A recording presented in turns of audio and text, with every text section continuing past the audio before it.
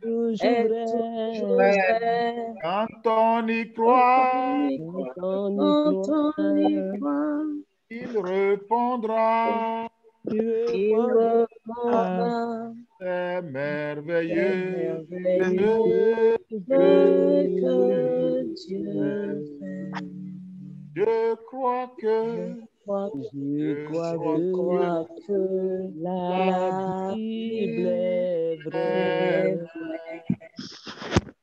Je crois Je que crois que la la Bible est Bible est vraie. Elle est là, Elle est la parole parole du du Seigneur. Seigneur. Je la Je sais la dans ferai dans mon mon cœur. cœur. Amen. Je crois que la La Bible est Bible vraie. est vraie. Oh, je crois que la La Bible Bible est vraie. elle est la parole Parole du du Seigneur. Seigneur, Je la sais je la dans dans mon mon cœur. Amen. Amen, Rien amen. de plus Amen, important, amen, rien de plus amen, important que la parole de Dieu. Amen. Le Seigneur a dit, amen. le ciel et la terre passeront, mais sa parole ne passera pas. Amen. Amen. Tu es attaché à la parole de Dieu, toi aussi tu ne passeras pas. Amen. Amen. Pas éternellement. C'est la chose la plus importante, ce que Dieu a dit. Mhm. On veut vivre parce que la Bible dit que l'homme ne vivra pas de pain seulement, mais de toute parole qui sort de la bouche de Dieu. Ce que Dieu a dit, c'est par sa parole qu'il a créé Nana, les je peux te rappeler, s'il te hommes. plaît, C'est par je suis en sa parole prière. qu'il a créé les hommes. C'est sa parole qu'il a créé tout ce Mhm. Je suis en cours de prière. nous bénissons son nom. Alléluia. Ah, d'accord.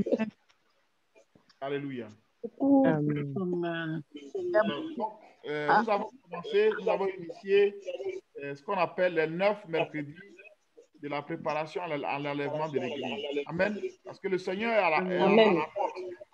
Le Seigneur Jésus est à la porte et à tout moment, l'Église, ça veut dire tous ceux qui ont cru en lui, tous ceux qui ont placé leur foi en lui, qui sont nés de nouveau, qui ont né le Saint-Esprit, toutes ces personnes-là vont disparaître en un clin d'œil de la terre, selon la parole de Dieu.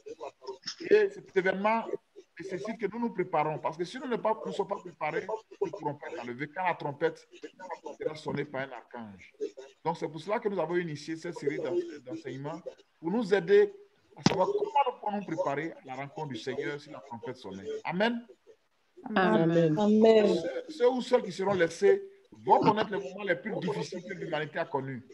L'arrivée d'un homme possédé par Satan, qu'on appelle l'Antéchrist, qui va régner pendant 7 ans, selon la parole de Dieu, et qui va établir un règne de terreur et de destruction sur l'humanité. Donc, c'est le moment de se préparer. C'est le moment de se préparer. D'être prêt, de laver notre robe et d'être prêt. Ah, Notre robe, allô? Moi, je n'entends pas bien. Il y a des échos, c'est pour ça que mais je Il y a n'entends trop de coups. j'entends- j'entends Amen. pas. Oui, oui. Il y a beaucoup d'échos et puis je n'entends pas du tout. Je ne sais pas si c'est à mon niveau. Bon, si c'est comme ça, on peut peut-être prendre les micros un instant. Oh, d'accord. Moi, je sais pas. Pour Je vais voir aller chercher le micro, je ne sais même pas où ça est. Mais... Oui, donc on ferme nos micros, c'est ça? Voilà, vous pouvez désactiver les micros s'il y a un écho pour que tout le monde entende. D'accord. Donc, c'est ce qu'on va faire.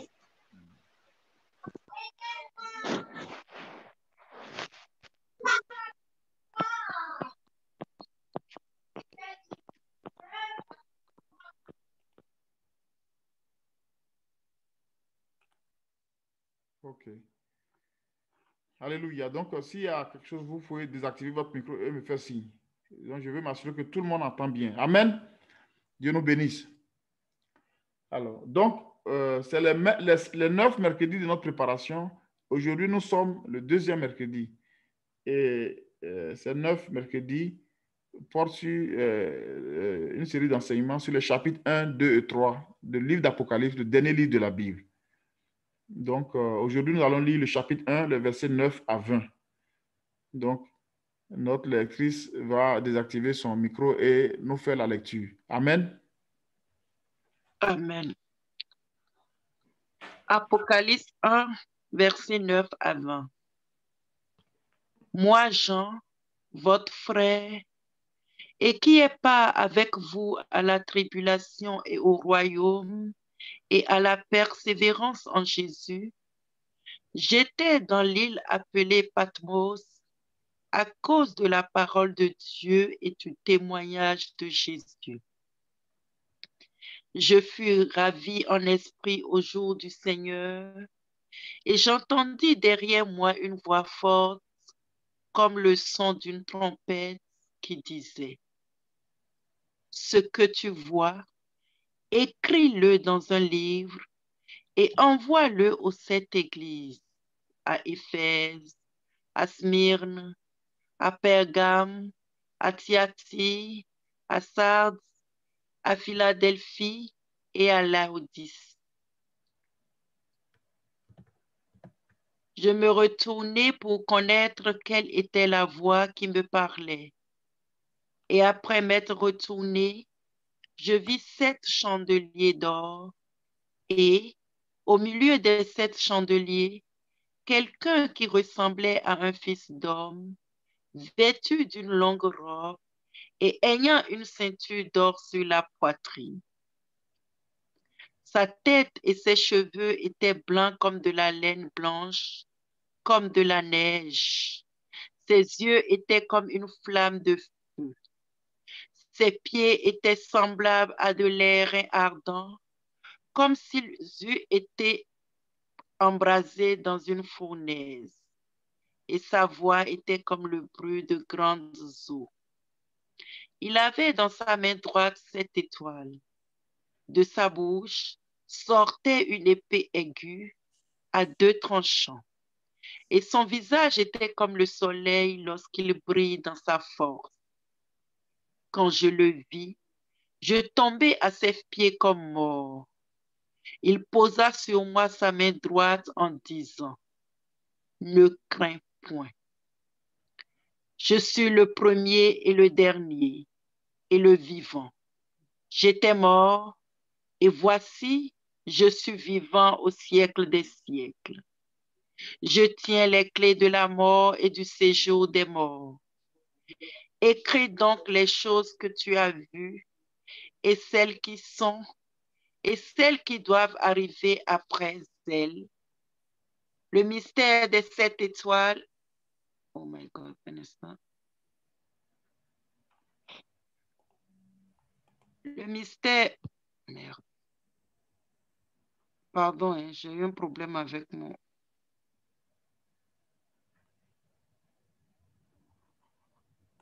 Qu'est-ce qui se passe?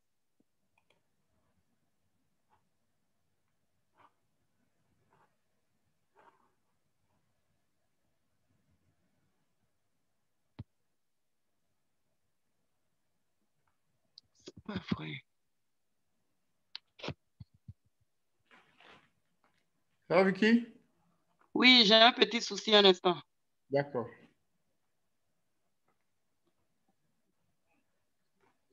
Ok, c'est bon. Je reprends par le 19. Écris donc les choses que tu as vues et celles qui sont et celles qui doivent arriver après elles.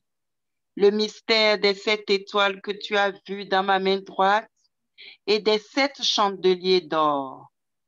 Les 7 étoiles sont les anges des 7 églises et les 7 chandeliers sont les 7 églises. Parole du Seigneur. Amen. Oh, le Seigneur te bénisse. Alléluia. Amen. Alors donc, le livre d'Apocalypse, le dernier livre de la Bible, c'est un livre de révélation. C'est un livre prophétique. Dieu nous révèle par avance des choses qui doivent arriver pour nous aider à nous préparer parce que le monde dans lequel nous vivons aura une fin. Ce monde que vous voyez là aura une fin un jour, prendra fin. Parce que Dieu s'apprête à établir lui-même son règne sur la terre et gouverner lui-même le monde. Les États que vous voyez, tout cela va disparaître. On va voir un seul monde dirigé par Dieu lui-même au travers de son Fils Jésus-Christ. Pendant 1000 ans, Christ régnera sur la terre et après cela, il y aura le jugement dernier, le jugement de tous les hommes. ceux qui sont morts sans avoir la foi en Christ, ceux-là seront jugés et pour la condamnation éternelle. Et après cela viendra le règne universel. Nous serons transformés, nous vivrons comme des anges, en fait, dans la nouvelle Jérusalem, dans la nouvelle cité céleste qui viendra sur la terre et pour l'éternité. Donc, ce monde où nous voyons va vers sa fin. Alors, dans le chapitre 1, ce qui nous frappe, c'est que ce livre a pour but de nous révéler des choses sur la fin des temps. Et la première chose qui nous est révélée, c'est Jésus-Christ. N'est-ce pas? Ça montre la position centrale de Jésus-Christ dans le plan que Dieu a pour l'humanité. On nous dit qu'on nous annonce des choses pour la fin des temps et on commence, comme nous l'avons dit, nous l'avons vu au chapitre, à la séance dernière, Jésus-Christ, on nous l'a présenté comme le témoin fidèle, le premier des morts, le prince des rois de la terre, comme l'alpha et l'oméga, comme le Seigneur Dieu, celui qui était, qui est et qui vient, le Tout-Puissant, et on annonce qu'il vient. Donc, on présente Jésus-Christ par ses noms qui montrent que Jésus-Christ est Dieu. C'est vraiment la chose essentielle qu'on peut retenir de cette première présentation. On nous présente Jésus-Christ avec les noms qui sont attribués à Dieu dans l'Ancien Testament. Vous voyez? Dieu, dans l'Ancien Testament, dans Ésaïe, par exemple, disait qu'il est le premier et le dernier. Et ce même titre, on l'attribue à Jésus-Christ. Il dit, je suis le premier et le dernier.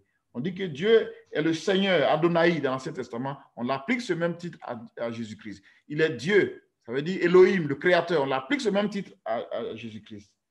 C'est lui qui est, qui était et qui vient. Dans l'Ancien Testament, on parlait de je suis, Yahweh, celui qui dit je suis celui qui suis. Le même titre, on l'attribue à Jésus. Donc, la première chose qu'Apocalypse nous révèle, la chose la plus importante, c'est l'identité de Jésus-Christ qui est Dieu. Jésus-Christ est Dieu. C'est la première et grande leçon que le livre d'Apocalypse nous révèle. Il dévoile quelque chose et nous montre la vraie identité de Jésus. Vous voyez, bien aimé, Jésus n'est pas un homme comme les autres. C'est vrai qu'il est né sur la terre, il est né comme un enfant, il a grandi, il est mort, il est ressuscité, il est monté au ciel et il revient. Mais Jésus, et avant de venir sur la terre, Jésus existe éternellement comme Dieu, comme esprit. Et c'est pour notre salut qu'il est venu prendre un corps, revêtir un corps comme pour devenir l'agneau de Dieu, pour mourir. Donc Jésus existe éternellement, et il est le Seigneur, le souverain éternel, depuis toujours. Avant que le monde ne soit créé, Jésus existait. Et il a existé pendant que le monde est créé, et il existera éternellement. Donc il est celui qui est, qui était donc dans l'éternité, et qui sera donc dans l'éternité future. Amen. Donc, c'est la première chose qui marque. On révèle l'identité de Jésus-Christ, qu'il est Dieu. Alors, aujourd'hui, nous allons voir la suite du chapitre 1. Et voici ce que l'apôtre Jean nous dit. Verset 9. Il dit, moi, Jean, votre frère, qui est part avec vous à la tribulation et au royaume et à la persévérance en Jésus, j'étais dans l'île appelée Patmos à cause de la parole de Dieu et du témoignage de Jésus. Donc, l'auteur de ce livre-là se présente Jean, l'apôtre Jean, Saint Jean. Il dit qu'il était sur une île de Patmos. C'est une île qui existe, c'est une île qui appartient à la Grèce. C'est au large donc de la Grèce, dans la mer Égée, en Europe. Et sur cette île, il a été fait prisonnier par l'empereur romain, il s'appelait Domitien, l'empereur romain qui régnait à cette époque-là. Donc, il a persécuté l'Église et il a déporté les apôtres. Il les a dispersés, il a éliminé le maximum de gens pour dire qu'il faut que les gens abandonnent la foi chrétienne et qu'ils croient au Dieu romain. Vous voyez. Donc, il dit, moi, votre frère, vous voyez, son humilité, c'est un grand apôtre, c'est le dernier à mourir. Parmi ceux qui ont vu Jésus-Christ, qui ont marché avec lui, qui ont été ses disciples, le dernier apôtre à mourir, mais il se présente comme notre frère. Quelle humilité. Un homme qui a vu Jésus, qui a marché avec lui, qui était l'un des plus intimes, puisque les trois apôtres qui étaient très proches du Seigneur, c'était Pierre, Jacques et Jean. Vous voyez, et Jacques et Jean sont des frères, avec l'apôtre Pierre, c'est les trois qui étaient les plus proches d'eux. Et pour les choses qui concernaient vraiment Jésus, les choses essentielles qu'il devait faire, c'était toujours ces trois qui l'associaient. Ici, il se présente comme un frère. Vous voyez, c'est la marque de tout vrai serviteur de Dieu, de tout vrai servant de Dieu, c'est l'humilité. Le fait qu'il ne se met pas en avant, mais il se mêle avec les autres frères et sœurs. Il ne se croit pas supérieur aux autres, ne se croit pas, même quel que soit le niveau de connaissance qu'il peut avoir, le niveau de révélation, le niveau de puissance, le niveau d'onction, le niveau de grâce ou de miracle que Dieu peut utiliser à faire, il reste toujours humble. C'est là la marque distinctive de tout vrai serviteur de Dieu, c'est l'humilité. Quand vous l'approchez, vous voyez qu'il n'y a rien qui soit en lui qui soit un but. Il est humble, il se met à votre niveau totalement. C'est l'exemple de Jésus lui-même. Il dit, je suis doux et humble de cœur. Donc, son caractère qui doit être formé en nous, nous donne d'être humble, d'être simple, d'être effacé, de ne pas chercher la gloire ou l'honneur des hommes. Il dit donc, moi, Jean, votre frère, qui n'est pas avec vous à la tribulation, ça veut dire à la persécution, et au royaume, et à la persévérance en Jésus. Donc, la première chose, c'est qu'il nous dit ici que, comme lui, tous ceux qui attendent le règne à venir doivent être des hommes qui vont passer par la tribulation. Amen. Ça veut dire que pour rentrer dans le royaume, bien aimé, sur cette terre, nous allons passer par des persécutions. Ça peut prendre toutes sortes de formes. Ça peut être, on va t'insulter, tu vas être rejeté par ta famille, par tes amis, par tes collègues. On va te traiter de fou, on va te traiter de folle, on va te traiter de cervelé, des gens qu'on a lavé le cerveau. Tu vas être méprisé, rejeté, incompris. Comme les gens ici, tu peux même faire la prison pour ta foi. Oui. C'est pour cela l'apôtre Paul disait dans Actes que c'est par beaucoup de tribulations qu'il nous faut entrer dans le royaume de Dieu. C'est par beaucoup de tribulations. Quand les chrétiens étaient persécutés, Paul leur disait ça, que c'est par beaucoup de tribulations qu'il nous faut entrer dans le royaume de Dieu. Voyez bien aimé. Donc, tout chrétien, tu peux avoir des amis, tu peux t'entendre avec tout le monde, mais dès le moment où tu acceptes Jésus, tu vas voir que les regards des gens sur toi vont changer. Ils vont te trouver bizarre. Pourquoi toi tu dois prier? Pourquoi tu dois lire la Bible? Pourquoi tout le monde va en boîte de nuit? Toi tu dis tu ne vas pas. Pourquoi tout le monde fait ça? Toi tu dis tu ne fais pas. Tout le monde prend la drogue. Chacun a son petit copain, a sa petite copine. Même s'il est marié, sa maîtresse. Tout ça, il mène une vie. Et toi, tu ne veux pas faire comme les autres. Tu veux dire quoi? Oui. Bien aimé, il faut qu'on sache que dans ce monde où nous sommes, aujourd'hui, nous bénissons Dieu. Dans la plupart des pays du monde occidental, on a la grâce d'avoir la liberté religieuse. Mais sachez que on peut passer par des moments difficiles, comme au temps de l'Empire romain, où tous ceux, par exemple, au temps de l'Empire romain, on jetait en pâture, on jetait au lion des croyants, imaginez-vous. Si vous dites que vous croyez en Jésus, on vous prend, vous êtes dans des grands stades, on vous met au milieu et on fait sortir des lions affamés. Et là, tu dois dire si tu es d'accord, tu crois en Jésus ou non. Oui. Et les apôtres comme Pierre ont été crucifiés à Rome. Paul a été crucifié à Rome. Il a été exécuté à Rome. Et Paul a été frappé. Comme on disait 2 Corinthiens, il vous dit que j'ai été fouetté plusieurs fois. On m'a laissé comme mort. Quand il s'est levé, il a continué à prêcher l'évangile. Vous voyez, bien aimé. Donc, c'est par beaucoup de tribulations. Il faut s'armer de cette pensée que quand tu as accepté Jésus, tu as déclaré la guerre à Satan. Parce que derrière, c'est Satan. C'est vrai que tu as poussé les gens à te haïr, les gens à te mépriser, à te calomnier. Au niveau du travail, tu vas être mal vu. Parce que les autres vont vouloir faire magouille. C'est pas la corruption. Toi, tu ne veux pas faire. Donc, c'est par beaucoup de tribulations. Il dit que nous avons part à la tribulation. Et Jésus lui-même nous l'a dit dans Matthieu chapitre 5. Matthieu 5, regardez ce qu'il a dit à partir du verset 10. Matthieu 5, 10 à 12. Matthieu 5, 10 à 12. Pour quelqu'un qui trouve peut nous lire aussi. Matthieu 5, 10 à 12. Ok. Matthieu 5, 10 à 12. Heureux ceux qui sont persécutés pour la justice, car le royaume des cieux est à eux. Heureux serez-vous lorsqu'on vous outragera, qu'on vous persécutera et qu'on dira faussement de vous toutes sortes de mal à cause de moi. Réjouissez-vous et soyez dans l'allégresse, parce que votre récompense sera grande dans les cieux, car C'est ainsi qu'on a persécuté les prophètes qui ont été avant vous. Amen. Amen. Donc, il dit c'est cela. Vous serez persécutés, haïs de tous à cause de moi. Mais réjouissez-vous parce que dans le ciel, dans le royaume, votre couronne vous attend. Amen. Donc, c'est comme la rose qu'on vous donne. La foi, c'est comme la rose qu'on vous donne. Mais cette rose, il y a des épines. Tu ne peux pas croire en Jésus et ne pas être crucifié, ne pas passer. C'est pourquoi Jésus a dit, celui qui veut me suivre, qu'il se charge de sa croix, qui renonce à lui-même, qui se charge de sa croix, qu'il me suive. Accepter Jésus, ça veut dire non au monde, dire non à Satan, dire non à toutes sortes de choses et mettre Jésus-Christ en première place, sa volonté en première place dans ta vie. Et ça va te coûter des difficultés, des incompréhensions, des pressions. Si vous êtes par exemple une femme chrétienne et puis votre patron veut sortir avec vous, vous faites des avances que vous refusez, il va vous maltraiter, vous pouvez même perdre votre emploi. Mais si vous êtes fidèle à Jésus, une couronne vous attend dans les cieux. Donc ici, nous n'avons pas la tribulation, c'est-à-dire la persécution, la souffrance, comme Christ lui-même, c'est le même exemple. Il n'y a pas une part pour lui et une part pour nous. Il a porté sa propre croix à Jérusalem jusqu'à être crucifié. Celui qui va le suivre doit comprendre que quand tu as accepté Jésus, tu vas passer par des moments difficiles, obligatoirement. Le christianisme n'est pas un playground, comme dit en anglais, un lieu de jeu où on va rire, on va être joyeux tout le temps, et puis tout est beau, meilleur, et puis on va dans le ciel en acclamant. C'est vrai, il y aura des joies, mais il y aura aussi des moments de preuve et de difficulté. Mais il faut tenir. C'est pourquoi il a dit, pas à la tribulation, au royaume et à la persévérance en Jésus.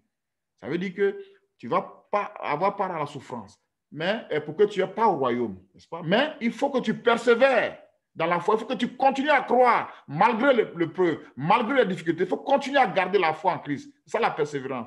Cette persévérance, la persévérance de la foi. Et Jésus l'a dit dans Jean, il dit, celui qui persévérera jusqu'au bout sera sauvé. Mais si au bout, pendant l'épreuve, tu abandonnes, c'est fini.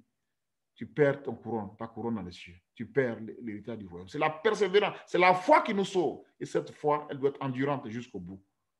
Vous voyez, Paul a dit à la fin, dans 2 Timothée 4, il a dit, j'ai combattu le bon combat, j'ai gardé la foi. Désormais, la couronne de justice m'est réservée, non seulement à moi, mais à tous ceux qui auront aimé son avènement. Que le Seigneur nous bénisse, nous donne la force. Nous sachons que le fait qu'on a choisi Jésus, nous ne devons pas avoir peur d'être incompris. Nous ne pouvons pas être des amis avec tout le monde. Les gens vont nous mépriser à cause de notre foi. Nous devons accepter. C'est notre choix. La vie est un choix, comme dit souvent Maman Oufia. Donc, voilà l'exemple qu'il nous donne. Ensuite, il va connaître la première vision. Quand il dit, je suis ravi au verset 10, en esprit au jour du Seigneur, et j'ai entendu derrière moi une voix forte, comme le bruit d'une trompette, qui disait. Donc, la première vision qu'il a eue, voilà ce qu'on lui dit. Écrit dans un livre et envoie aux 7 églises à Éphèse, à Smyrne, à Pergame, à Thyatire, à Sardes, à Philadelphie et à Laodicée. Alors, ici, ce sont des églises qui existaient au temps où l'apôtre l'apôtre Jean écrivait l'Apocalypse, autour de l'an 95 avant Jésus. Et donc, après Jésus, ces églises-là sont situées, enfin ces villes-là qu'on a citées, Smyrne, Pergame, sont situées actuellement à l'ouest du pays qu'on appelle la Turquie. C'était cette grande province de l'Empire romain. Donc, c'était, on appelait l'Asie mineure. C'est là que ces villes, c'était des villes. Donc, il y avait une voie, en fait, qui passait, qui traversait cette ville-là. Mais on va voir que, quand on va commencer à étudier à partir du chapitre 2, on va voir que c'est le chef 7, n'est-ce pas? 7 villes, donc Jésus a choisi lui-même. Mais ces 7 villes vont être caractéristiques de la vie de chaque croyant. Chacun d'entre vous et moi, nous sommes forcément décrits dans une de 7 églises. Nous allons voir que notre vie là, Jésus, vraiment, tu vois que la parole de Dieu est parfaite. Oui. Donc, chacun, quand vous allez examiner votre vie, demandez au Saint-Esprit de vous dire quelle église vous êtes, il va vous dire clairement, toi tu es de cette église. Donc, tu vas voir que les problèmes que tu as dans ta vie, les difficultés que tu as là, correspondent exactement à ce que ces chrétiens de cette église-là avaient. Et si tu persévères et que tu triomphes de ces problèmes, tu seras un victorieux et tu vas être couronné dans les cieux. Regardez ce dont il dit. Au verset 12, je me retournais pour connaître quelle était la voix qui me parlait. Et après m'être retourné, je vis 7 chandeliers d'or. Et au milieu de 7 chandeliers. Donc, voici la première chose que Jean voit, c'est un chandelier dans la vision, donc un chandelier. Alors, pardon, 7 chandeliers. Alors, en or, donc il faut préciser en or. Mais pourquoi? Pourquoi est-ce qu'on parle de chandelier? Donc, c'est une vision, il voit des choses et il faut qu'on comprenne en fait derrière qu'est-ce que c'est. Alors, pour comprendre, pour ne pas faire une erreur d'interprétation, la Bible s'explique par elle-même. Ça veut dire que si on a un verset, un passage qu'on ne comprend pas, on doit chercher dans la Bible, est-ce qu'il y a un passage similaire qui puisse répondre à ce verset? La Bible répond à elle-même. Ça, c'est l'un des principes d'interprétation de la Bible. On ne doit pas aller en dehors de la Bible pour expliquer un passage. Ça va être une erreur de doctrine. Il faut que chaque passage qu'on ne comprend pas, on doit chercher sous la direction du Saint-Esprit quel passage dans l'Écriture qui répond, qui explique ça. La Bible s'explique par elle-même.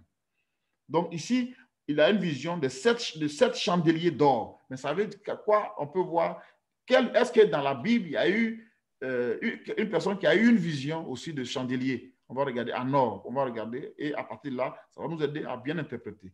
On va lire, s'il vous plaît, Zacharie, dans l'Ancien Testament, Zacharie chapitre 4, verset 2.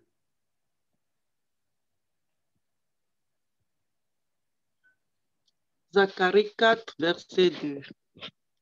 Il me dit, que vois-tu? Je répondis, je regarde, et voici, il y a un chandelier tout or, surmonté de vases et portant 7 lampes, avec 7 conduits pour les lampes qui sont au sommet du chandelier. Amen. Amen. Amen. Donc, voici dans l'Ancien Testament, un prophète s'appelle Zacharie, a eu aussi la même vision de chandelier d'or.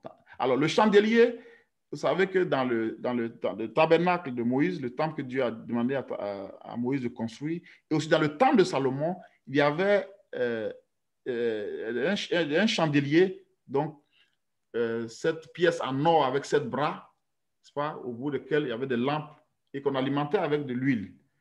Oui. Et donc, ça servait à faire quoi? En fait, à éclairer le lieu saint. Ça servait à éclairer le lieu saint, puisque le temple ou le tabernacle, il y avait 3 parties. La partie extérieure visible, la première partie cachée qu'on appelle le lieu saint, où les sacrificateurs rentraient chaque jour, et la dernière partie qu'on appelle le lieu très saint, où le souverain sacrificateur ne rentrait qu'une seule fois dans l'année pour offrir des sacrifices à Dieu.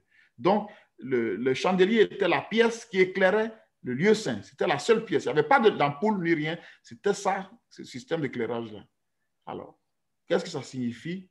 Ça signifie simplement que Dieu veut que son peuple soit la lumière, puisse éclairer les ténèbres. Donc, dans la vision de Jean, il voit les 7 chandeliers, donc symbolique les 7 églises, puisque au verset 20, si vous lisiez, on dit le mystère de 7 étoiles que tu as vu dans la main droite et des 7 chandeliers d'or. Les 7 étoiles sont les 7 anges des 7 églises et les 7 chandeliers sont les 7 églises. Donc, les 7 chandeliers représentent les 7 églises qu'on a vues, donc, on a cité là au verset 11, Smyrne, Éphèse, etc.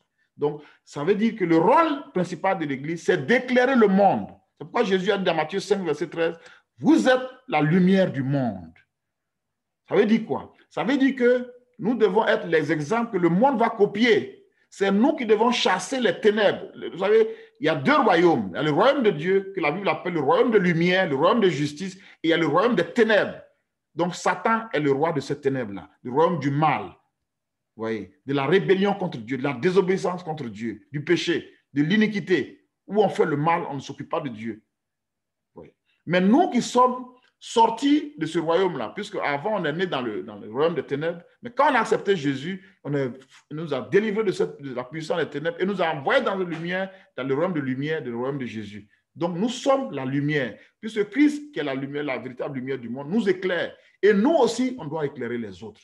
On doit être l'instrument de Dieu pour délivrer les hommes qui sont dans l'asservissement de Satan, dans le royaume des ténèbres. Tout homme qui n'a pas encore accepté Jésus, qu'il le sache ou qu'il ne le sache pas, il appartient au royaume de Satan. Satan a un contrôle sur sa vie.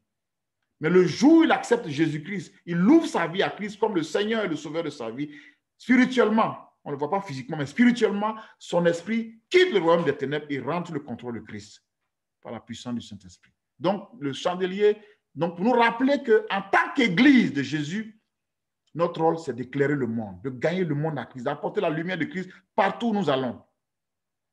Oui. Donc, bien aimé, c'est notre rôle d'être la lumière du monde, d'éclairer le monde. d'éclairer, d'apporter la vérité pour que les hommes quittent le royaume des ténèbres et viennent à la lumière de Christ pour être sauvés. Amen. Dans l'Ancien Testament, c'est Israël qui avait été appelé à être la lumière, et dans le Nouveau Testament, c'est l'Église de Jésus. L'Église. Alors évidemment, quand on parle d'Église, vous voyez, l'Église s'écrit ici avec grand E, ce n'est pas petit E. Ça veut dire, ce n'est pas une dénomination religieuse, ce n'est pas catholique, protestant, évangélique, Assemblée de Dieu, baptiste, ce n'est pas ça. C'est tous ceux, quelle que soit l'Église dans laquelle tu te trouves. Si réellement tu as donné ta vie à Jésus, tu es né de nouveau, que le Saint-Esprit est en toi, tu es un enfant de Dieu. Tu fais partie de ce qu'on appelle l'Église avec grand E. C'est-à-dire l'ensemble de tous les croyants. C'est cette Église véritable. Ceux qui sont disciples de Jésus, qui marchent avec Jésus, c'est eux qui seront enlevés. Amen. Alors, donc, deuxième chose il va nous dire, verset 13, au milieu de 7 chandeliers, quelqu'un qui ressemblait à un fils d'homme. Donc, la deuxième chose, il nous dit qu'il voit un homme, n'est-ce pas, qui ressemble à un fils d'homme. Ça veut dire une personne qui ressemble à un être humain, n'est-ce pas, qui est vêtu d'une longue robe et ayant une ceinture d'or sur la poitrine. D'accord? Donc, on voit un être humain, un homme, vêtu d'une longue robe, qui est au milieu de 7 chandeliers et qui porte une ceinture d'or sur la poitrine. Alors, encore, comment on va interpréter cela? Donc, il faut qu'on trouve dans l'Écriture un passage qui nous décrit un homme qu'on voit aussi habillé d'une certaine façon avec une robe et une ceinture en or. Donc, on va chercher, c'est dans Daniel chapitre 10, verset 5. On va retrouver ce passage. Daniel 10, verset 5.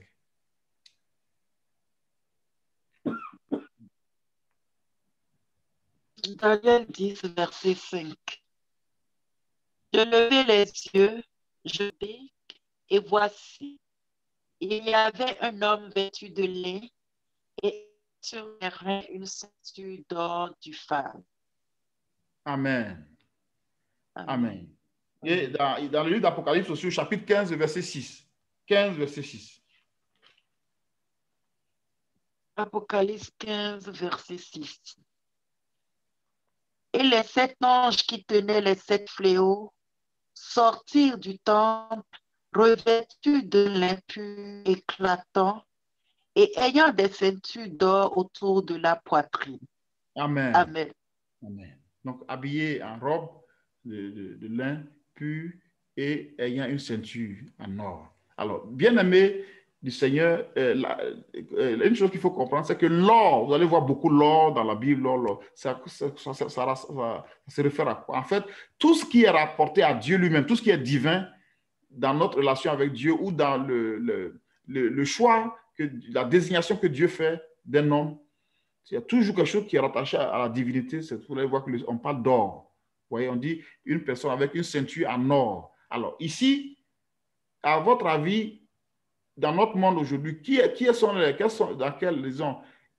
personnes qui portent des robes et qui ont une ceinture à la poitrine, généralement? À quoi ça vous fait penser? Les moines. D'accord, mais quel autre groupe encore? À quoi vous pensez? Des personnes qui portent des robes totalement jusqu'aux pieds et qui ont généralement une ceinture à la poitrine.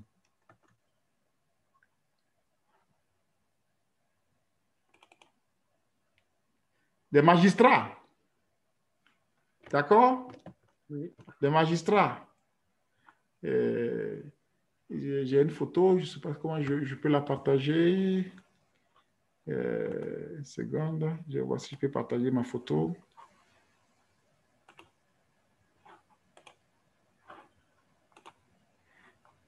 Est-ce que vous voyez la photo qui est là? Oui, oui. Voilà. Donc, c'est généralement les magistrats, vous voyez la robe avec la ceinture qui est là. Oui. Donc, ici, Jean donc, a vu les 7 chandeliers qui représentent l'Église, appelés à être la lumière du monde, éclairer le monde et chasser les ténèbres, le royaume des ténèbres. Et ensuite, il voit un homme, n'est-ce pas, vêtu d'une longue robe et qui a une ceinture en or. Donc, ça veut dire simplement, bien aimé, l'interprétation, si on rapporte à la vision que Daniel a eue, qu'on a lu tout à l'heure, que Jésus-Christ est présenté ici comme le juge. Amen. Jésus-Christ est présenté comme le juge. Donc ça, c'est un élément essentiel qu'il faut comprendre. Quand Jésus est venu, il n'est pas venu pour juger le monde, n'est-ce pas? Sa première venue, n'est-ce pas?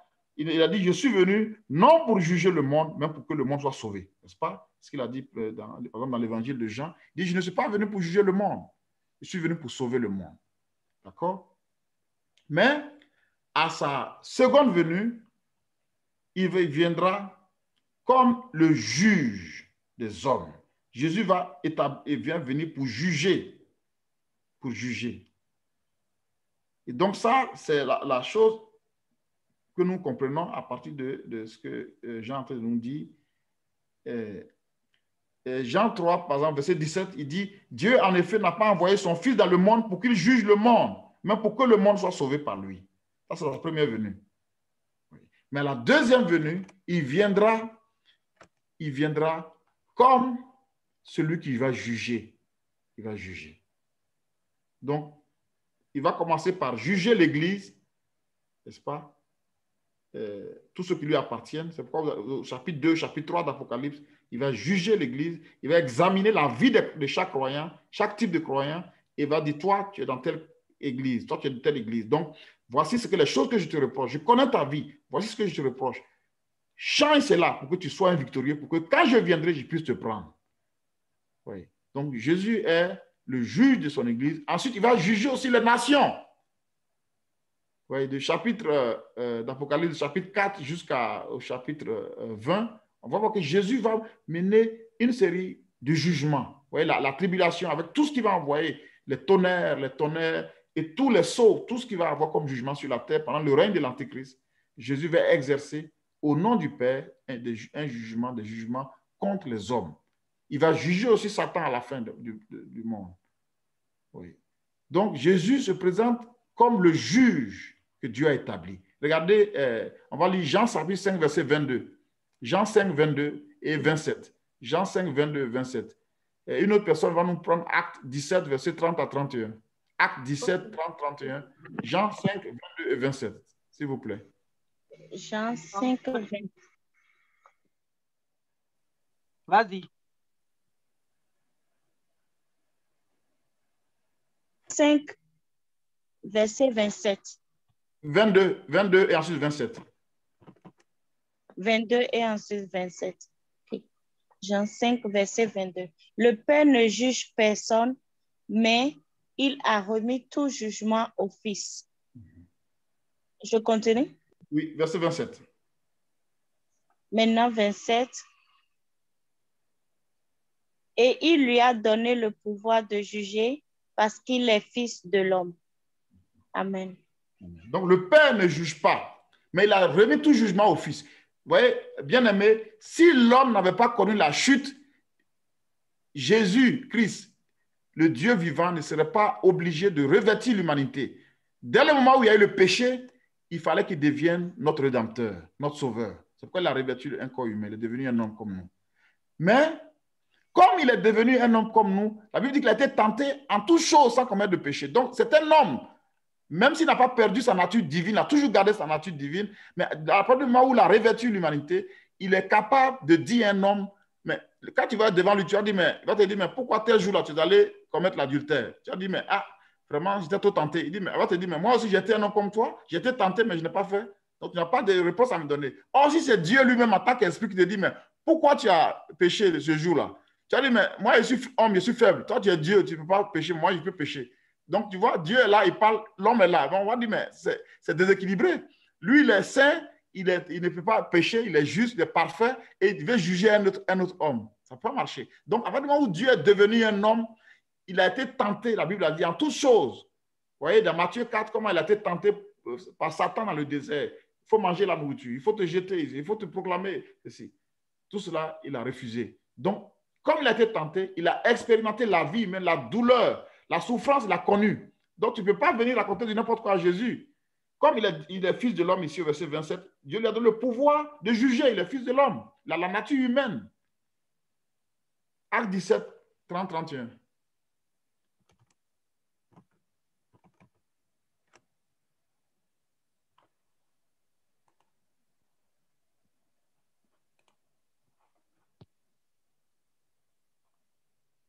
Acte 17, 30 à 31. Dieu, sans tenir compte des temps d'ignorance, annonce maintenant à tous les hommes en tout lieu qu'ils aient à se repentir, parce qu'il a fixé un jour où il jugera le monde selon la justice par l'homme qu'il a désigné, ce dont il a donné à tous une preuve certaine en le ressuscitant des morts. Amen. Merci la Amen. Sunamite. Donc, il dit que Dieu, sans tenir compte des temps d'ignorance, des temps d'égarement, appelle aujourd'hui tous les hommes à se repentir parce qu'il a fixé un temps où il va juger les hommes par l'homme qu'il a désigné et qu'il a donné une preuve en le ressuscitant des morts. Cet homme, c'est bien Jésus, n'est-ce pas? Celui qui est mort et que le Père a ressuscité. Donc, Jésus va juger tous les hommes. Vous voyez? Il va juger l'Église. C'est le chapitre 2 et 3, l'Apocalypse. Mais ça veut dire quoi? Quand il va enlever l'Église, chacun sera jugé. Chacun d'entre nous sera jugé. Donc, on va le voir tout à l'heure quand on va voir les flammes de feu, les yeux avec les flammes de feu. Donc, il va juger le monde. Dieu l'a désigné pour juger le monde, tous les êtres humains et aussi bien les anges. Il va juger les anges puisqu'il est aussi Dieu. Les anges sont des serviteurs de Dieu que Dieu a créés. Ceux qui se sont rebellés, il va aussi les juger parce qu'il est Dieu. En tant que Dieu, il va juger les anges. Mais en tant qu'homme, il va juger les hommes. Oui. C'est pourquoi tout homme aura la bouche fermée quand il va. Donc, il y aura deux grands jugements. Le jugement du grand, ce qu'on appelle le tribunal de Christ, ça veut dire les croyants qui vont être enlevés là, il va les juger. Mais eux, ce n'est pas pour les condamner. Non, c'est pour leur dire, voilà ce que tu as fait sur la terre, tu m'as honoré, tu t'es consacré, tu m'as servi, tu as été fidèle, tu as une récompense, une couronne, tu as une gloire dans le ciel. C'est pas? Maintenant, pour les incroyants, ceux qui n'ont pas cru, c'est eux qui vont être jugés, ce qu'on appelle le tribunal, le jugement du grand trône blanc d'Apocalypse 20, et le jugement dernier, qu'on appelle le jugement dernier. Eux, c'est pour la condamnation. D'accord? Ceux qui n'ont pas donné leur vie à Jésus seront jugés, mais pour être condamnés éternellement dans le feu éternel. Mais ceux qui ont connu Christ et qui ont été enlevés, ils vont être jugés pour recevoir des récompenses en fonction de ce qu'ils auront fait. Troisième chose que Jean va voir, il va voir la tête, n'est-ce pas? Troisième aspect. Donc, il a vu le chandelier, ensuite l'homme avec la ceinture d'or, la robe avec la ceinture d'or qui symbolise donc Jésus-Christ, le juge que Dieu a établi pour la fin des temps. Et troisième chose qu'il voit, il dit sa tête et ses cheveux étaient blancs comme de la laine blanche, comme de la neige. Amen. Pour vous qui êtes au Canada, vous connaissez bien la blancheur de la neige. On ne vous apprend pas cela. Mais on nous compare ici la tête et les cheveux de celui qui est assis sur le trône là, qu'il voit au milieu de sept chandeliers, comme de la laine blanche. On dit que vraiment totalement blanc, une couleur blanche parfaite. Alors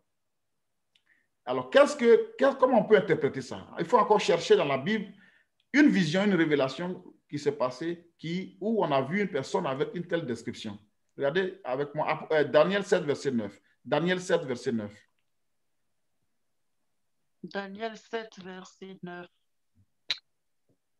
Je regardais pendant que l'on plaçait des trônes, et l'ancien des jours s'assit.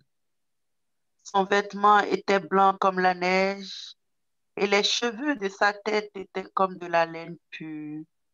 Son trône était comme des flammes de feu, et les roues comme un feu ardent. Amen. Amen. Amen. Donc, voilà la vision que Daniel a dit. Il dit, je voyais dans ma vision, on plaçait des trônes. Et n'est-ce pas, l'ancien des jours aussi s'assit.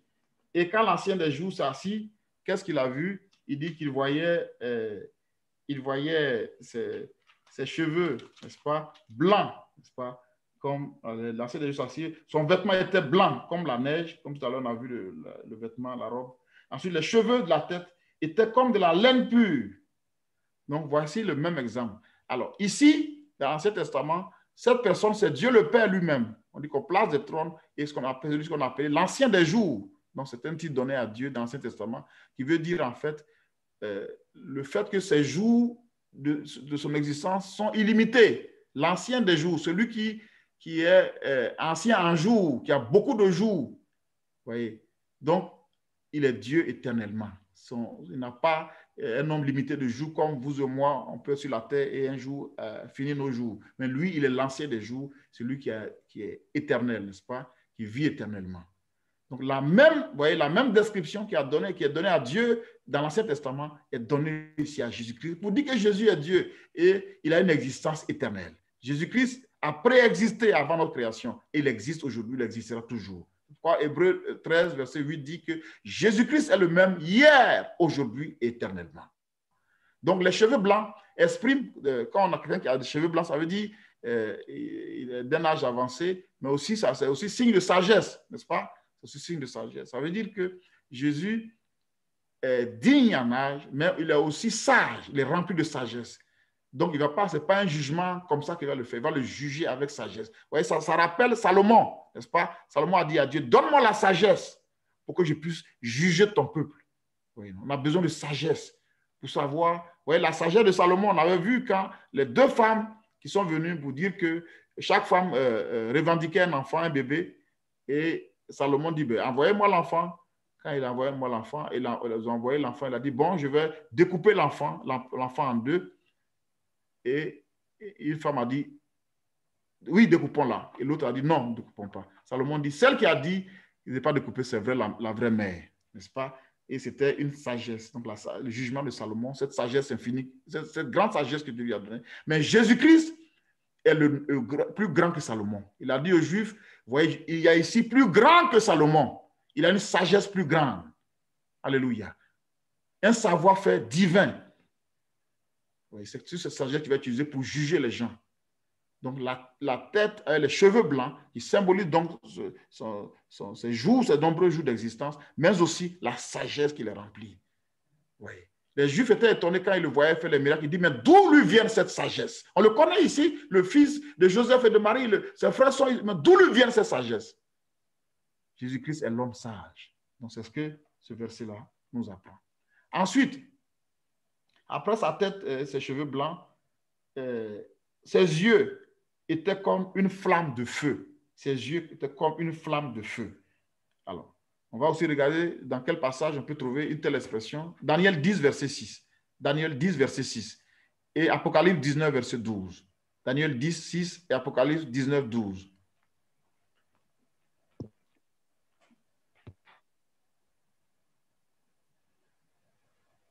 Daniel 10, verset 6. Ok. Son corps était comme le chrysolite, son visage brillait comme l'éclair, ses yeux étaient comme des flammes de feu, Ses yeux ses étaient bras étaient comme... Amen. Mhm. Ses yeux étaient comme des Ses flammes de bras feu. et- Ses bras. Oui. Ses bras et ses pieds ressemblaient à de l'airain poli. D'accord. Et le Amen. son de sa voix était comme le bruit d'une multitude. Amen. Amen. Amen. Amen. Apocalypse 19, 12. Apocalypse 19, 12. Apocalypse 19, 12. Oh, j'avais pris ça. Apocalypse 19, 12. Ses yeux étaient comme une flamme de feu. Sur sa tête étaient plusieurs diadèmes. Il avait un nom écrit que personne ne connaît si ce n'était lui-même. Amen. Amen. Amen. Donc ça, vers la fin, c'est quand Jésus va apparaître dans le ciel, monter sur un cheval blanc. Jean a dit qu'il voyait ses yeux comme une flamme de feu. Sa tête, plusieurs diadèmes, c'est-à-dire plusieurs couronnes. Alléluia. Donc, qu'est-ce que ça nous enseigne? Ça nous montre les yeux comme une flamme de feu. Ça veut dire qu'il pénètre, ses yeux sont perçants. Il voit les choses profondément. Oui. Donc, il ne juge pas sur la parole. Quand il regarde profondément. C'est les flammes de feu. Donc, c'est comme si le feu là, va juger la chose. Il va amener ce feu vers la chose et on va voir le fond. Qu'est-ce que ça donne exactement? Donc, il va voir, c'est son jugement perçant et aussi son omniscience. Il sait toutes choses. Quand il va juger, là, on ne peut pas lui cacher quelque chose. C'est pourquoi dans l'Apocalypse, là, chapitre 2 et 3, vous allez lire souvent, il dit, je connais tes œuvres, je connais tes œuvres. Chacun d'entre nous, Jésus nous connaît parfaitement. Il connaît chaque détail de notre vie à cause de ses yeux de flamme. Quand il regarde, il sait exactement ce qu'il y a dans ton cœur, ce que tu penses. Tout ce qui te concerne, il le sait. Oui. Regardez Jérémie 17, verset 10. Jérémie 17, verset 10.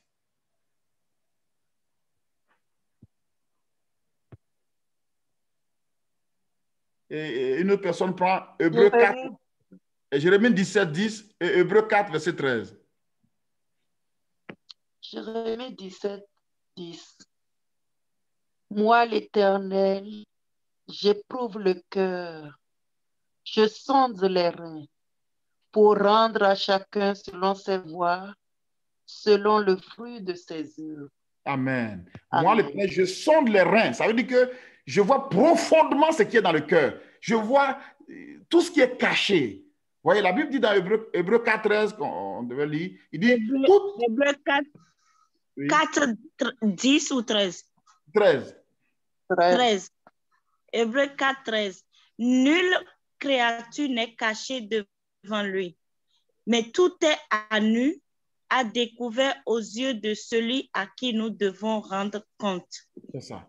Nul n'est caché, tout est à nu, découvert. Quand il voit, comme on le dit, Dieu voit une fourmi noire sur une pierre noire dans la nuit noire. Rien n'est caché. Ils sont tous les profonds. Rien n'est caché. C'est pourquoi tout homme sera jugé de façon juste. De façon juste. Parce que ce sera ce qu'il mérite. Oui. Toutes ces actions, quand Jésus va te voir avec les yeux de flamme, là, flamme de feu, il voit totalement, parfaitement tout. Les omniscients. Regardons 1 Corinthiens 3, 12 à 15. 1 Corinthiens 3, 12 à 15.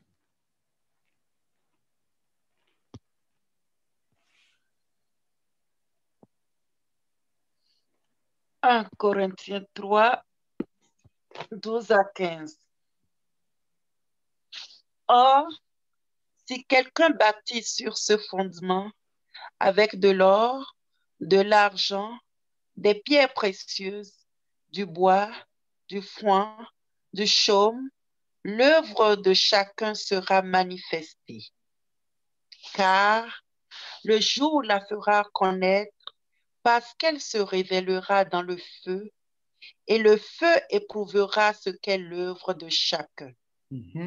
Si l'œuvre bâtie par quelqu'un sur le fondement subsiste, il recevra une récompense. Si l'œuvre de quelqu'un est consumée, il perdra sa récompense. Pour lui, il sera sauvé, mais comme au travers du feu. Amen. Donc ici, l'apôtre Paul nous explique que l'œuvre de chacun d'entre nous sera éprouvée par le feu. Donc c'est comme si tu bâtis une maison et ensuite on va mettre le feu, on va voir si ça va résister. Donc si, avec quel matériau tu as bâti, donc ça veut dire que ce que tu as fait pour Dieu, les offrandes que tu as apportées, l'évangélisation que tu as apportée, les prières que tu as faites pour les gens, ce que tu as fait, l'amour que tu as témoigné, tout ce que tu as fait là, c'est comme le feu, ça va passer comme l'or au travers du feu pour être éprouvé. Et donc, si après l'épreuve, ce qui reste, ça veut dire que c'est réellement ce que tu as fait par amour pour Dieu. Et c'est ça qui sera ta récompense. Sinon, si rien ne reste, c'est comme si tu as tout perdu. Tu pensais faire ça, tu pensais faire ça, mais Dieu voit les motifs. Pourquoi tu le faisais? Est-ce que c'est pour plaire aux hommes ou c'est pour se faire voir? Ou bien est-ce que tu le faisais par amour pour Dieu? Oui. Et c'est ça qui te restera comme récompense. Amen. Alors, l'exemple suivant, on va aller rapidement, le temps avance. L'exemple suivant, après ses yeux comme une flamme de feu, ce sont ses pieds. Il dit ses pieds étaient semblables à de l'airain ardent, comme si les yeux étaient embrasés dans une fournaise. Donc ici, ses pieds sont présentés comme de l'airain ardent. Donc, l'airain, bon, c'est l'ancien nom du bronze, en fait. Le bronze, c'est un métal, vous connaissez, c'est un alliage de cuivre et puis d'étain. En fait, on fait cet alliage pour permettre pour donner de certaines propriétés, en fait, à ce métal-là. Pour donner des propriétés, surtout de résistance au cuivre. Donc, on mélange le cuivre à 2 tiers et puis l'étain à 1 tiers. On fait le mélange et on fait la fusion pour obtenir le bronze. Donc, ça symbolise quoi? Si on veut comparer, donc Daniel 10, verset 6, dans Daniel 10, verset 6, qu'on a lu tout à l'heure, il nous a dit que ses pieds, on va regarder rapidement, ses pieds ses pieds, ses bras et ses pieds étaient semblables à de l'airain poli, donc de l'airain, du bronze enflammé. Alors, donc, le bronze ou l'airain a la caractéristique d'être résistant, pas coupé comme ça, c'est très résistant. Donc, ça symbolise la force du Seigneur. La force, ça veut dire que ses ennemis-là, il a les pieds d'airain, ça veut dire qu'il va les écraser. Oui. Nul ne peut lui résister. Que ce soit des hommes, que ce soit des anges. Quand il va s'asseoir sur son trône, là, il a la puissance nécessaire pour écraser chaque ennemi. Vous voyez, bien aimé, c'est pourquoi nous avons tous intérêt à nous soumettre à Jésus. Vous voyez, Dieu l'a placé, c'est lui qui va juger tous les hommes. Si tu rentres dans l'éternité, dans le ciel ou en enfer, c'est Jésus seul qui est habilité à prononcer le dernier mot sur ton éternité. Donc, nous avons intérêt à nous soumettre à lui, à devenir son ami plutôt que ses ennemis. Si on rejette sa parole, on devient son ennemi et il va nous juger. Donc, il faut que nous soyons ses amis et qu'en l'aimant, en lui obéissant, en faisant sa volonté, en le prenant comme notre Seigneur, en se soumettant à lui, nous n'ayons pas à l'affronter comme juge de condamnation, mais comme notre Maître et notre Seigneur. Oui. Ensuite, il nous a dit que sa voix était comme le bruit des grandes eaux. Sa voix, c'est pas verset 15, sa voix était comme le bruit des grandes eaux. Donc la voix qui sort, quand le son de sa voix qui sort, donc fait comme de grandes eaux, un bruit de grandes eaux. Vous voyez comment la mer, quand la mer gronde, le bruit que ça donne. Donc c'est quelque chose comme ça qu'il a vu. On peut regarder, qu'est-ce qu'on a vu? Apocalypse 14, verset 2, on va voir qu'il y a quelque chose de similaire. Et Psaume 29, verset 3 aussi. Apocalypse 14, 2, Psaume 29, verset 3.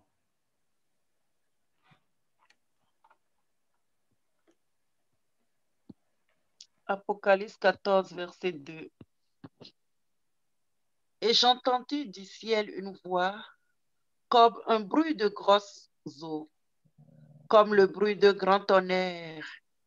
Et la voix que j'entendis était comme celle de joueurs de harpe jouant de leur harpe.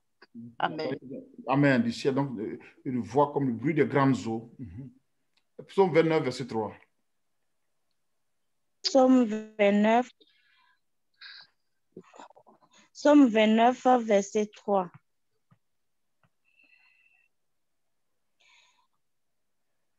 La voix de l'Éternel retentit sur les eaux. Le Dieu de gloire fait gronder le tonnerre. L'Éternel est sur les grandes eaux. Donc, ça démontre vraiment que la voix de Jésus exprime son autorité et sa puissance. Vous voyez, quand il parle, vous voyez, c'est comme le son de grandes eaux. Il y a une force derrière, une puissance qui est déployée. Vous voyez, quand vous lisez le psaume 29, il dit la voix de l'Éternel fait affronter les biches, la voix de l'Éternel, il parle de la voix, il décrit un peu comment quand Dieu parle, en fait, ça veut dire l'autorité qui est derrière, la puissance qui est derrière, c'est irrésistible. C'est irrésistible. Ensuite, après sa voix, on voit au verset 16, on a vu donc de sa main droite 7 étoiles. Donc les 7 étoiles, au verset 20, c'est expliqué, les 7 étoiles sont les 7 anges de cette église. Donc ce qu'il a dans sa main, ce sont les anges. En fait, ce n'est pas les anges qui sont dans les cieux, non. Ici, il faut comprendre le sens de messager, d'accord? De messager, de personnes qu'il envoie, qui sont ses représentants. Ouais, donc, dans ce sens-là, un ange ici, parce qu'on parle des hommes, c'est l'église ici, ce n'est pas le ciel, mais quand il utilise l'ange, c'est pour dire le messager, la personne qui désigne comme responsable d'une église, d'une communauté, pour parler en son nom. Vous voyez? Donc, Jésus utilise ses serviteurs pour parler à son peuple. D'accord? C'est ceux-là qu'il appelle ses anges ou ses messagers, ses envoyés. C'est là qu'il a dans la main droite. Ça veut dire que la main droite, c'est la main d'autorité. Ça veut dire que Jésus est maître de cette étoile-là, de ces 7 anges-là. Il est le chef, la Bible dit que dans Éphésiens 1, qu'il est le chef suprême de l'Église. Vous voyez? Le chef suprême. Donc, il tient les étoiles dans sa main droite. Il les tient fermement. Ça veut dire que tous ceux qui sont appelés à servir Christ, là, ils doivent se soumettre à lui.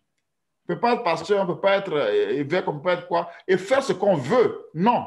Sinon, on n'est plus serviteur de Christ. On doit se soumettre à lui. C'est pourquoi c'est l'image des 7 étoiles qui sont dans sa main droite, qui tient fermement. Donc, ça montre donc l'autorité qu'il a dans l'Église. Il exerce un contrôle sur ses messagers. Personne ne peut venir, et l'Église n'appartient pas à un homme pour dire que je suis président de quoi et puis je vais faire ce que je veux. Non, si tu fais ça, ce n'est plus l'Église de Christ. C'est toi ton Église, ça n'a rien à voir avec Christ. Mais tant que c'est l'Église, les hommes que Christ a sauvés par son sacrifice humain, par son sang versé, c'est lui qui est le chef suprême de l'Église. Ce n'est pas un homme.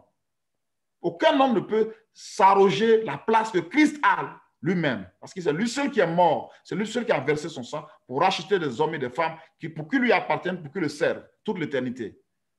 C'est le symbole donc de 7 étoiles qui sont dans sa main droite. Il tient fermement son église, il tient fermement ses croyants et il doit être le Seigneur dans l'église. Nous tous, quel que soit ce qu'on fait, tous, on doit être soumis à Jésus. C'est extrêmement important. Ensuite, au verset 16, toujours dit, une épée aiguë à 2 tranchants sortait de sa bouche. Donc là, c'est sa bouche qu'on voit, et on voit donc une épée à 12 tranchants qui sort de sa bouche. On peut regarder Apocalypse 19, 13 à 15. Apocalypse 19, 13 à 15. Apocalypse 19, 13 à 15. Pardon.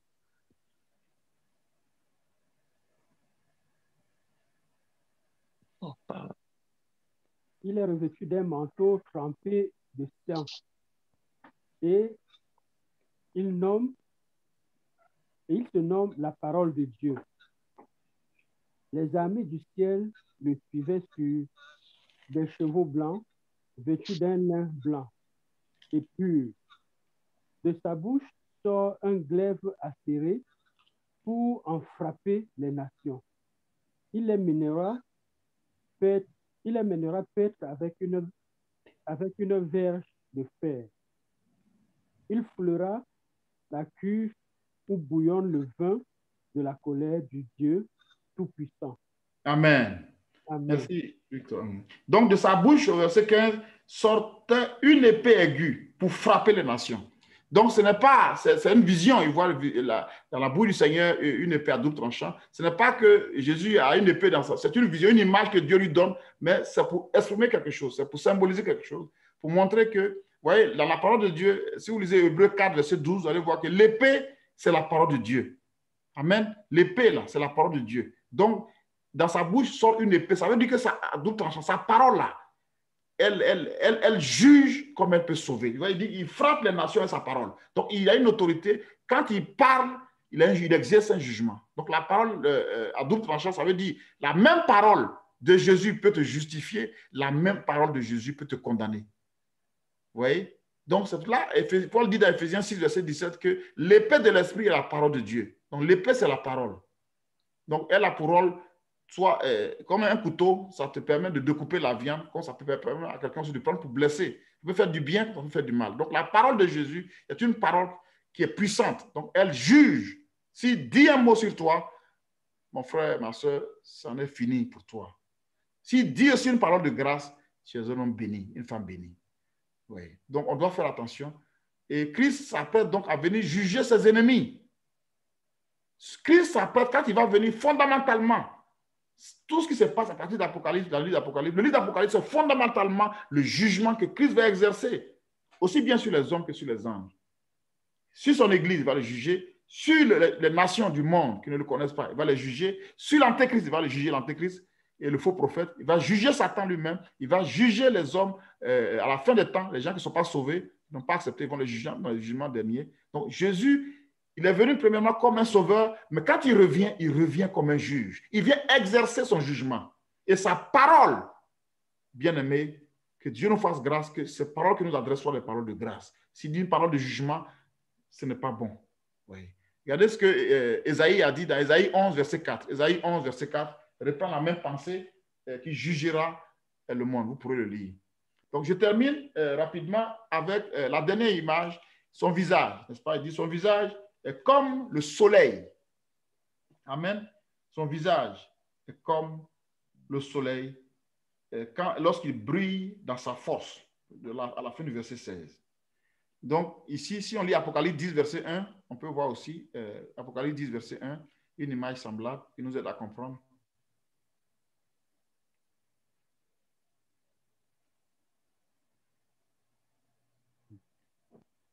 Apocalypse 10, 1.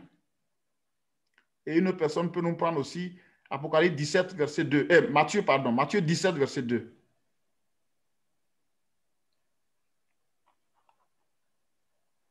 Apocalypse combien? 10, verset 1. Ok.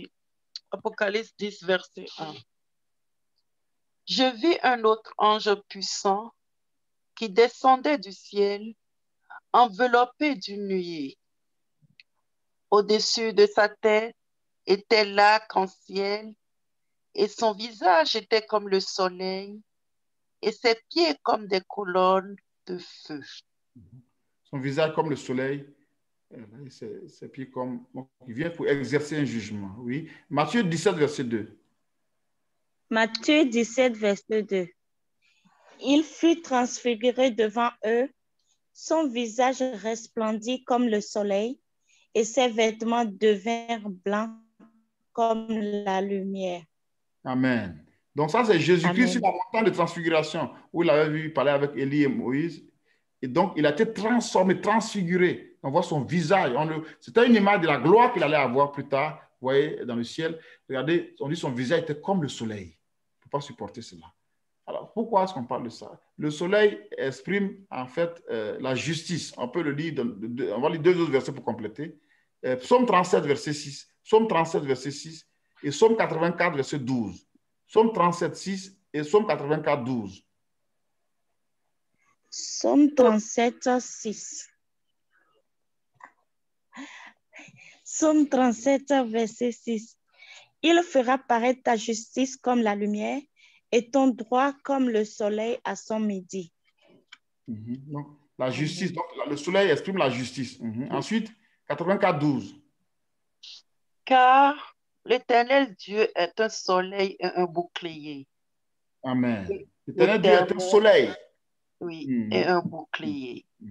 L'Éternel donne la donc, grâce ici, et la gloire. Amen. Donc ici, fondamentalement, on compare son visage au soleil parce que Jésus va juger avec justice. Vous voyez, le soleil symbolise la justice. C'est pourquoi dans Malachie, on nous a dit que le soleil de justice se lèvera. Christ viendra pour juger avec justice. Justice. Oui. Donc, il est un juste juge. Il est un juste juge. Il rend chacun selon ses œuvres. Parce que le soleil éclaire et chasse les ténèbres. Donc, il viendra, il va juger, révéler tout ce qui est dans les ténèbres et apporter un jugement. Donc, il dit, au verset 17, quand je le vis, je tombais à ses pieds comme mort. Quand Jean a vu cette vision glorieuse, comment? Vous imaginez le choc qu'il a eu? Jean était avec Jésus. La Bible dit que c'était lui qui se couchait dans le sein du Seigneur. Il était toujours proche comme il était le plus jeune. Mais imaginez-vous, à la fin de sa vie, il voit une vision de Christ et il voit une personne d'une telle gloire. Mais il est tombé. Vous voyez, bien aimé, vous ne pouvez pas voir Jésus-Christ dans sa gloire et rester assis ou rire. Non, vous allez tomber immédiatement. Quand Paul l'a vu sur le chemin de Damas, il est tombé immédiatement. N'est-ce pas? Et Ézéchiel aussi, quand il a vu la vision de Jésus, il est tombé. Ésaïe aussi, dans Ésaïe 6, il dit qu'il est tombé aussi. Vous ne pouvez pas voir Jésus-Christ. Daniel aussi, vous allez voir Daniel. Daniel aussi est tombé totalement, dans Daniel 10, totalement à terre. Vous ne pouvez pas avoir une vision de cette personne glorieuse et chose, parce que vous êtes subjugué par la puissance qui se dégage de lui. Un visage comme le soleil. Oui. Une voix comme quand il vous parle, c'est comme une terreur. Ses yeux comme une flamme de feu. Et c'est vraiment... Donc, il est tombé comme mort. Et le Seigneur pose sa main sur lui et dit, ne crains point. C'est-à-dire, tu ne vas pas mourir. Je suis le premier et le dernier. Donc, Jésus rappelle encore ce qui a été dit au verset 8 du chapitre 1. Je suis l'alpha et l'oméga. Donc, je suis le premier et le dernier, le commencement et la fin. Ça veut dire qu'il est le Seigneur souverain. Il a tout chose, il a tout pouvoir. Tout est entre ses mains. Il dit, je suis le premier et le dernier. Je suis le premier. Voilà. J'ai le rang le plus élevé. J'ai le dernier mot, le premier mot, le dernier mot. Je suis souverain éternellement. C'est que je décide, j'ai le pouvoir sur toutes choses. Oui. Et le vivant. Donc, j'étais mort et voici, je suis vivant au siècle des siècles. Je tiens les clés de la mort et du séjour des morts. Donc, je domine sur la mort. Alors, ici, pourquoi le Seigneur se présente comme ça? Évidemment, Jean il disait qu'il était comme mort. Donc, Jésus lui dit que j'ai le pouvoir sur la mort. Donc, je donne la vie.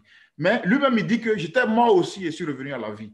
En fait, en donnant cette description, on se rend compte que c'est pour dire à Jean que la personne que tu as vue là, c'est Jésus lui-même. N'est-ce pas? Puisque la seule personne qui est morte et qui est revenue à la vie, qui ne meurt plus, c'est Jésus. Tous les autres hommes qui sont morts sont dans la tombe. Ils attendent la résurrection des morts pour ressusciter. C'est Jésus seul qui a vaincu la mort. Donc, il lui dit que c'est bien moi. Cette description, c'est parce qu'il peut se dire, j'ai vu un homme au trône qui était au milieu des chandeliers, qui avait une robe, tout ça. Mais c'est qui? Il dit, c'est moi que tu as vu, je suis le vivant. J'étais mort, je suis vivant au siècle des siècles. Je domine sur la mort, j'ai le pouvoir sur la mort et sur le séjour des morts. C'est moi qui fais rentrer au séjour des morts, c'est moi seul qui peux en faire sortir. Oui. Écris donc ces choses que tu as vues, celles qui doivent arriver après elles.